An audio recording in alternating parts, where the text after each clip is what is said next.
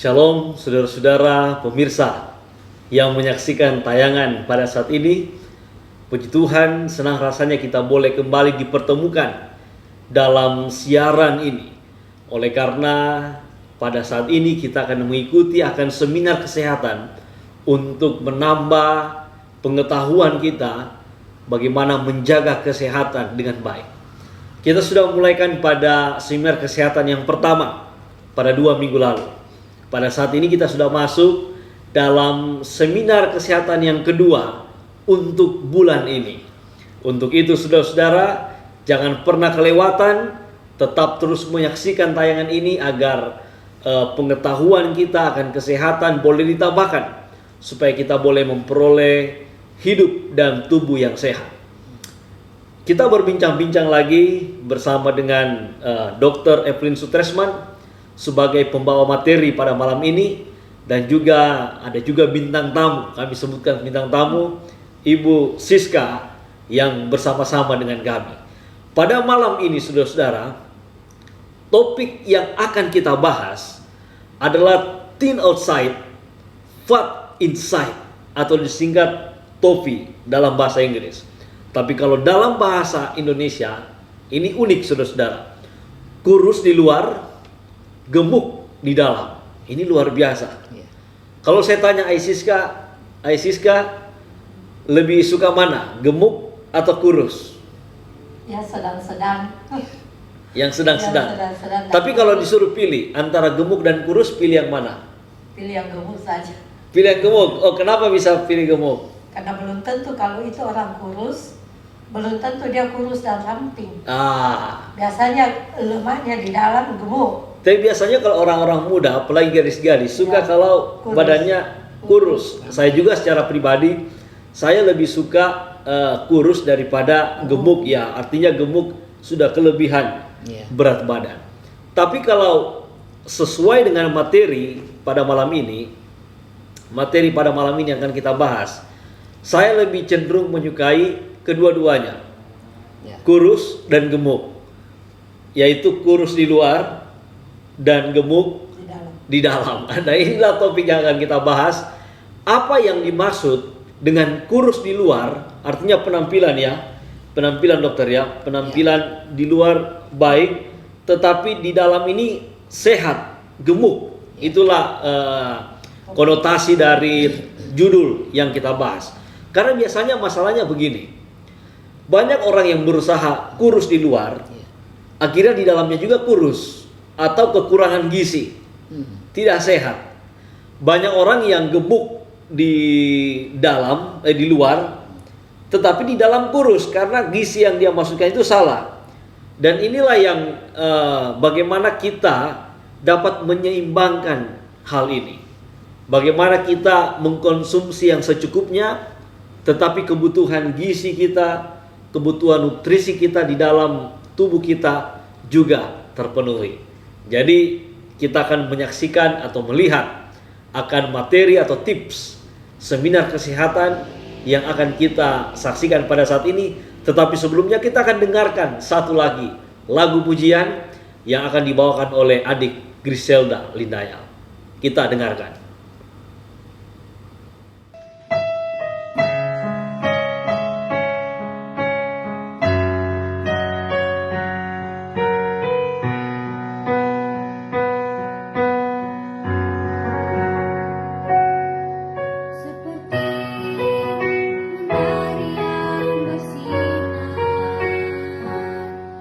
Seperti itu kasih Bapa.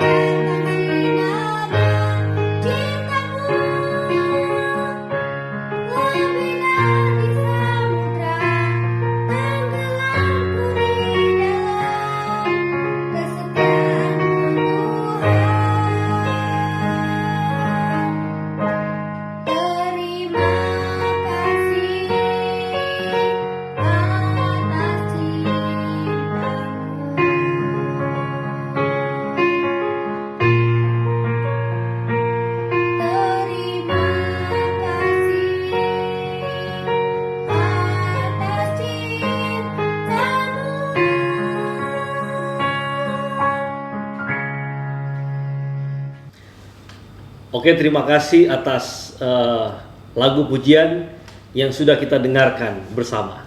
Jadi pada malam ini, bagi saudara-saudara mungkin yang baru bergabung, pada saat ini kita akan mengikuti satu pembahasan tentang kesehatan, yaitu kurus di luar tetapi gemuk di dalam. Seperti yang saya sampaikan tadi, bahwa terkadang kita menjaga penampilan kita di luar, yang apa yang orang lihat, tubuh kita secara fisik, tetapi gizi yang masuk atau nutrisi yang masuk dalam tubuh tidak terpenuhi, sehingga kurus di luar tetapi di dalam juga kurus. Tapi bagaimana kita bisa mendapatkan tubuh yang kurus di luar tetapi di dalam tubuh kita adalah gemuk atau sehat? Apakah Siska mau yang seperti itu? Sehat di dalam dan berpenampilan yang menarik di luar? Tentunya tidak. Oh, tentunya tidak. Karena kita mau ya kedua-duanya. Mau kedua-duanya ya. Nah, itu maksudnya. Jadi apa yang kita makan, ya, kita harus lihat apa ini untuk tubuh kita sehat atau tidak.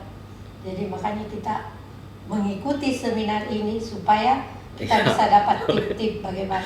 Iya, benar sekali. Makanya saudara-saudara, itulah tips atau seminar kesehatan yang akan kita ikuti. Tetapi sebelum kita akan masuk dalam seminar, kita terlebih dahulu mari kita berdoa, baik kami yang berada di tempat ini maupun saudara-saudara yang berada di rumah. Mari kita tunduk kepala dan kita berdoa. Tuhan di sorga, terima kasih kesempatan yang Tuhan berikan, baik kami dan juga pemirsa yang menyaksikan tayangan ini. Kesempatan yang kami dapatkan pada malam ini, kami akan mendengarkan pembahasan tips kesehatan. Kami percaya kehendak Tuhan adalah bahwa kami manusia umat-Mu dapat memperoleh kehidupan jasmani yang sehat. Untuk itu Tuhan, pengetahuan akan kesehatan penting untuk kami ketahui. Pada saat ini berikan kami hikmat agar kami dapat mengerti. Dr. Evelyn juga yang akan membahas, Tuhan berikan hikmat dan kesehatan agar dapat membahas seminar pada malam ini dengan baik. Kami serahkan semua ke dalam tangan-Mu Tuhan. Dalam nama Tuhan Yesus kami berdoa. Amin. Selamat malam para pemirsa yang ada baik di rumah maupun di mana berada. Pada malam hari ini kita bertemu kembali dalam seminar kesehatan. Yang akan kami bahas pada saat ini adalah mengenai kurus di luar, gemuk di dalam. Thin outside, fat inside atau TOFI. Nah, apakah orang kurus dan ramping sudah tentu dia sehat? Apakah kurus dan ramping itu sudah tentu dia adalah orang sehat? Jawabnya belum tentu. Karena apa?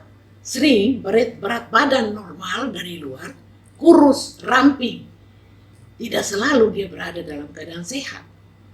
Hal ini disebabkan karena ada penimbunan lemak yang ada di dalam tubuhnya. Jadi gemuk di dalam. Lemak itu bertimbun terus di bawah kulit ataupun dalam rongga perut dan menyelimuti alat-alat atau organ-organ yang ada di dalam tubuhnya.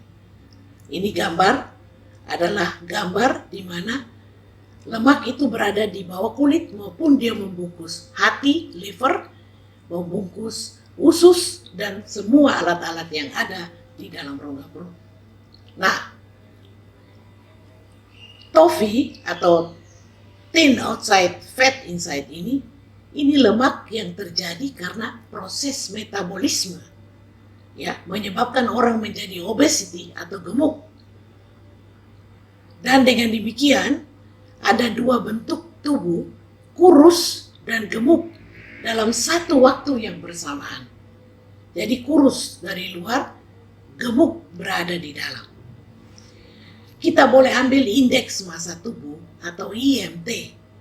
Normal IMT itu antara 18 sampai 23 kg per meter bujur sangkar. Bahkan kadar-kadar lemak darah bisa sekitar 30% untuk wanita dan 25% untuk pria. Tetapi pada waktu kita mengambil MRI perut itu, kita akan melihat di dalam perut itu lemak tersembunyi di antara organ-organ tubuh, bahkan membungkus organ-organ yang ada di dalam tubuh kita. Nah, bagaimana caranya kita ukur berat badan atau lingkar pinggang kita untuk mengetahui apakah kita sudah mengalami kegemukan atau obesity? Ini bisa kita menggunakan Body Mass Index atau BMI atau IMT, Indeks Massa Tubuh. Caranya bagaimana?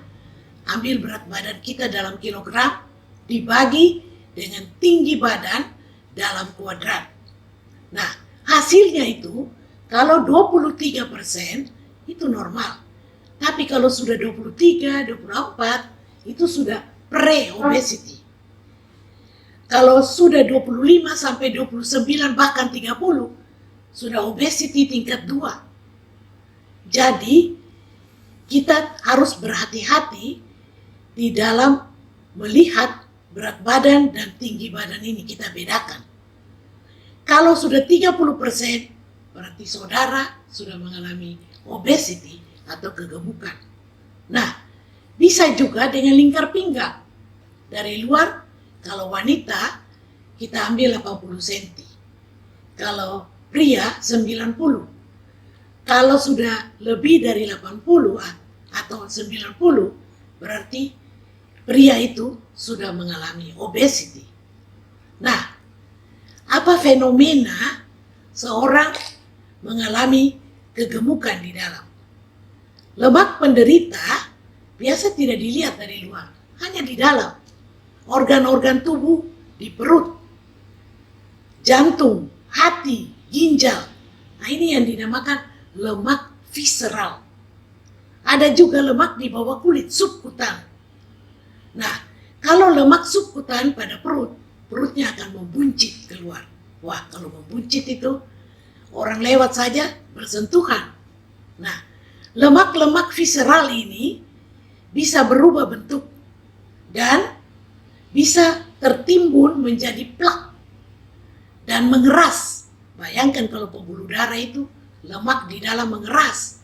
Bagaimana aliran darah mau berjalan dengan baik? Indeks massa tubuh dan berat badan kita tidak bisa pakai untuk mengetahui berapa kadar lemaknya di dalam tubuh. Tapi kita bisa kirakan kalau dia punya obesity sudah lebih dari normal, 23 misalnya, berarti lemak-lemak visceral itu sudah mulai ada di dalam tubuhnya. Nah, sekarang kita melihat apakah lemak-lemak visceral itu berbahaya atau mengancam jiwa kita. Ya, para pemirsa, benar-benar memang obesity itu mengancam ya. Kalau kita makan karbohidrat, lemak, protein terlalu banyak, dia akan tertimbun di dalam tubuh kita dan penimbunan itu masuk ke organ-organ tubuh, membungkus jantung, membungkus ginjal, membungkus usus-usus kita. Jadi ada bahayanya kalau kelebihan berat. Nah, apa gejala-gejalanya? Sebenarnya tidak ada gejala-gejala yang pasti orang itu yang mengalami kegemukan, tetapi kita melihat bahaya ke dalam itu sangat besar. Kenapa saya katakan bahaya yang besar sekali? Karena sekali lagi penimbunan lemak itu pada ibu yang gemuk itu atau pada pria yang gemuk menyebabkan kadar dari lemak trigliserid meninggi, HDL-nya rendah, dan hal ini bisa menyebabkan produksi insulin yang metabolisme gula itu bertambah begitu hebat sehingga akibatnya penggunaan insulin yang berlebihan itu menyebabkan pankreas itu akan mengecil dan orang itu akan menderita penyakit diabetes mellitus. Nah, kita lihat lemak-lemak yang tertimbun bisa di bawah kulit, bisa di antara otot-otot, ya. Dan biasanya orang senang sekali kalau lemak itu tertimbun di bawah kulit. Contohnya aja kalau kita makan ayam, ayam itu enak makan di bagian kulitnya karena di dalam kulit itu banyak sekali lemak-lemak di sana. Nah, orang yang mengalami obesitas itu ada yang bentuknya kayak apel, besar di atas, besar juga di bawah. Ada juga yang bentuknya kayak per, di atas kecil, yang di bawah besar, ya. Tapi dua-dua adalah termasuk obesity, ya. Dan dua-dua bahaya. Anak-anak, kenapa dia biasa gemuk? Dia juga bisa berbahaya. Kenapa? Karena mereka makan di luar jam makan dengan junk food yang banyak sekali. Di antara jam makan menyebabkan kelebihan baik protein, baik lemak, baik karbohidrat. Sehingga lemak itu akan membungkus organ-organ yang ada dalam tubuh. Orang-orang dewasa, sekarang banyak sekali kafe-kafe yang terbuka. Mereka suka ke sana, makan di luar jam-jam makan. Nah, kita lihat ada juga orang yang menjadi gemuk karena secara genetik.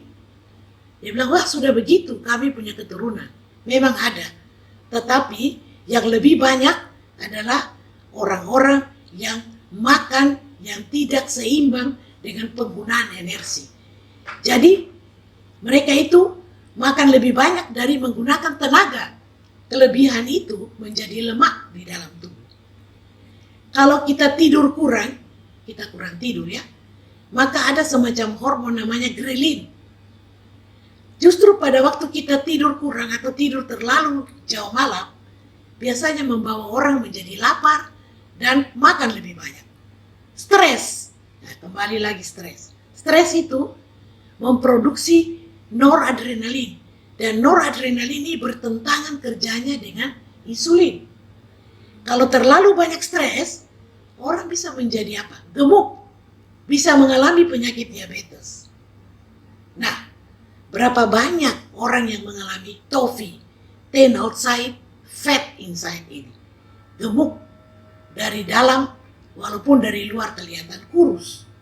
1 dari 4 orang itu prevalensinya. Ramping tetapi kolesterol di dalam tinggi. Lemak-lemak membungkus semua organnya. Jantung, hati, ginjal, pankreas yang kita namakan lemak visceral. Pada umumnya orang-orang yang gemuk ini tekanan darah meninggi. Kenapa? Oleh karena kadar lemak yang tinggi ini ya menyebabkan pembuluh darah mengalami pengerasan dan jantung harus memompa darah lebih keras sehingga tekanan akan meningkat. Nah, apa yang terjadi apabila penimbunan lemak ini banyak menyelimuti alat-alat tubuh kita? Apa bahayanya? Walaupun tidak nampak dari luar, hanya dengan pengukuran lemak baru kita tahu apa yang terjadi. Kita lihat lemak itu bisa menutup organ-organ dalam tubuh, bisa membungkus lever, akhirnya lever bisa mengalami infeksi dan akhirnya bisa mengalami sirosis hepatis. Jangan kita pikir bahwa lever yang infeksi, hepatitis baru bisa jadi sirosis. Tidak. Lever bisa mengalami sirosis, penjaringan ikat. Karena apa? Oleh karena lemak yang terlalu banyak tertimbun pada lever. Kita namakan itu fatty liver yang non-alkoholik, bukan karena alkohol. Apalagi bahayanya? Lemak-lemak itu akan menimbun menjadi plak. Dan plak ini akan menutup pembuluh darah, sehingga akhirnya pembuluh darah yang memperdarahi jantung tertutup. Tiba-tiba dia mengalami serangan jantung. Sekarang bukan orang tua saja, anak-anak, anak muda pun baru umur 30-40 sudah mengalami serangan jantung. Nah, bagaimana pada ginjal? Perlemakan pada ginjal bisa menyebabkan terbentuk batu-batu. Ya, dan batu-batu ginjal ini menyebabkan aliran urina akan terhalang keluar kalau dia turun ke saluran ureter. Sehingga akibatnya harus mengalami operasi. Batu-batu ginjal ini juga terjadi karena perubahan pH dari darah karena lemak-lemak yang tinggi dalam darah. Kalau saja saudara mengalami proses metabolisme karbohidrat. Misalnya kita makan nasi, itu menjadi gula. Gula itu akan dimetabolis oleh insulin menjadi tenaga. Kelebihan disimpan di hati. Tetapi apabila kita perlu dari hati, gula yang mengalami glikogen itu boleh keluar lagi menjadi energi. Tetapi kalau kita makan terlalu banyak karbohidrat, maka dia bisa diakumulasi menjadi lemak-lemak di dalam darah kita, dalam organ-organ tubuh kita, membungkus organ tubuh kita. Nah, kolesterol adalah lemak yang dibuat di hati. Dan sebenarnya kolesterol itu di dalam tubuh kita sudah ada 80% dipakai di otak, susunan saraf pusat pun mempergunakan kolesterol. Jadi dari luar kita harus hati-hati. Makanan-makanan mentega, telur, susu, daging, terutama daging hewani, ini biasanya menyebabkan kadar lemak yang mengalami kadar lemak yang tinggi sekali. Merokok juga bisa menyebabkan kadar lemak meninggi. Stres, kadar lemak meninggi. Dan terjadilah apa yang disebut fat visceral. Ada bahayanya. Bahayanya ialah alat-alat organik kita tidak bisa berfungsi lagi dengan baik. Nah, lemak visceral berbeda dengan lemak subkutan yang ada di bawah kulit. Kalau obesity karena lemak visceral, risiko pengerasan pembuluh darah itu besar. Lemak tertimbun pada organ di mana ada aliran pembuluh darah. Tetapi kalau dia tertimbun pada kulit, dia hanya berada di bawah kulit, ya. Dan skinny fat ini sempat juga menyebabkan insulin kita terhalang, sehingga bisa menyebabkan terjadinya penyakit diabetes. Jadi bahaya-bahaya penimbunan lemak tubuh ini harus kita hati-hati, karena lemak ini akan menyebabkan pengerasan pembuluh darah, proses penuaan akan cepat, dan liver kita juga yang mengalami fatty liver berbahaya sekali, yang akhirnya menjadi sirosis.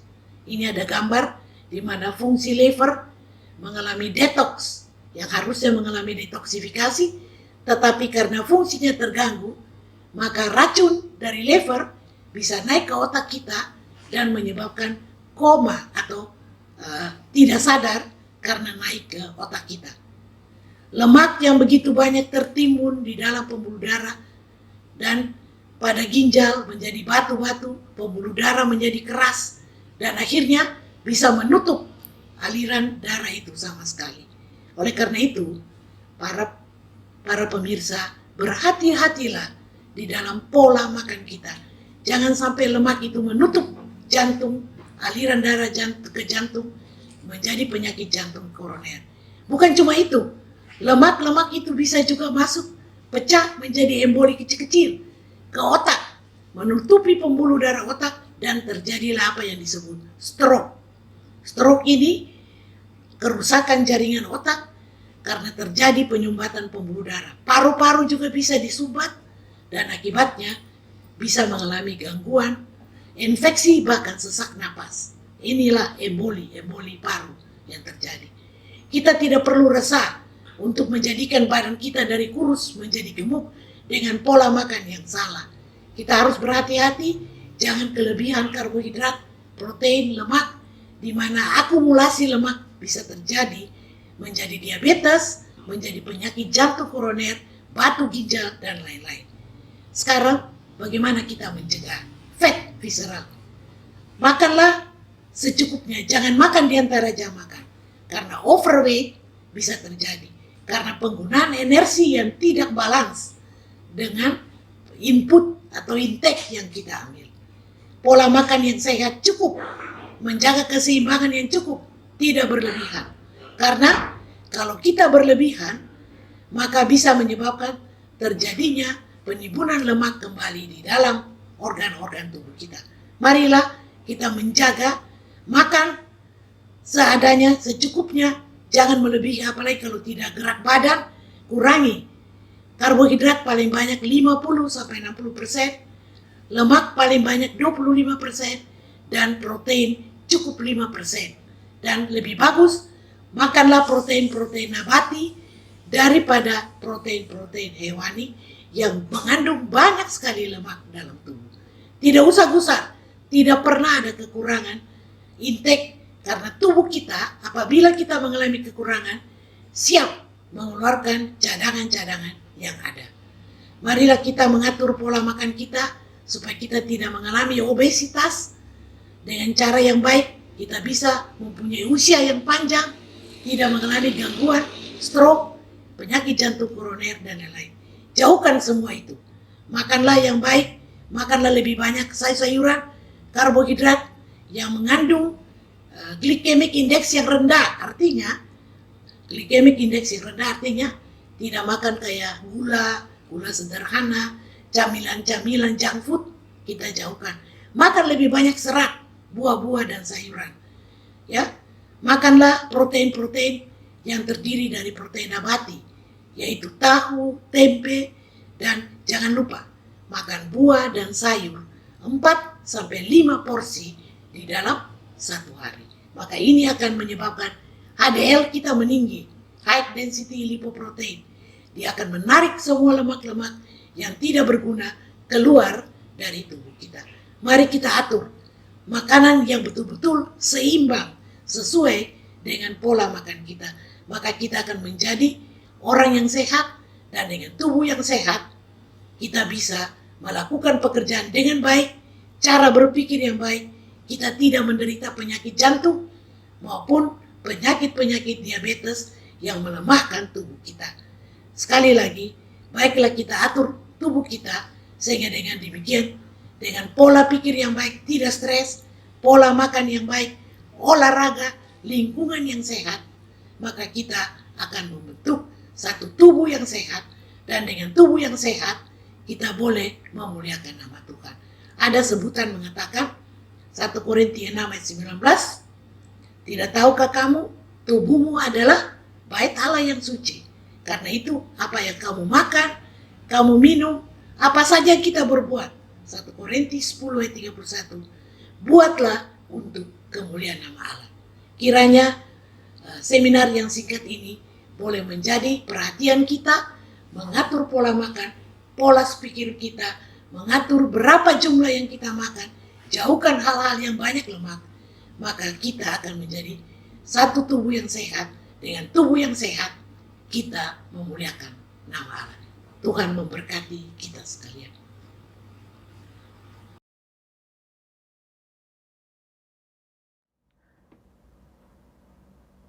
Ya, saudara-saudara, demikianlah pembahasan yang sudah kita dengarkan dari Dr. Evelyn Sutresman. Saya percaya pembahasan yang kita sudah dengarkan bersama-sama tadi dapat menambah pengetahuan kita untuk menjaga tubuh kita lebih sehat.